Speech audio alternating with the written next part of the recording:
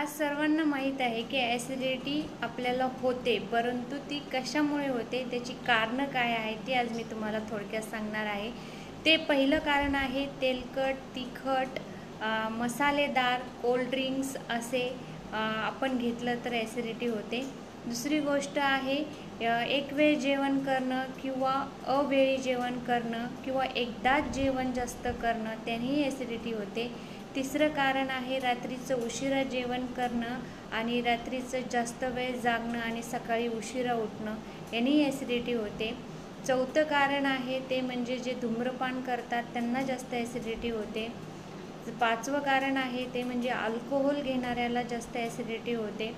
त्याचप्रमाणे सर्वात महत्त्वाचं म्हणजे जे सकाळचा नाश्ता स्किप करतात, सकाळचा नाश्ता हा प्रोटीनयुक्त आहार घेत नाहीत तर त्यांनाही ॲसिडिटी होते.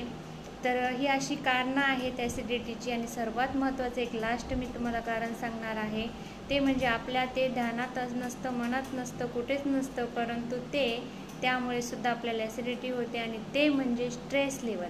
आपल्याला जर स्ट्रेस लेवल असेल तरही ॲसिडिटी होते, कारण की हार्मोन इनबॅलन्स होतात, म्हणजेच कार्टिसोल जो हार्मोन आहे तो सिक्रेट होतो. त्यामुळे मेडिटेशन, योगा, व्यायाम करणं गरजेचं आहे आणि या गोष्टीवर आपण कंट्रोल करू शकतो. आणि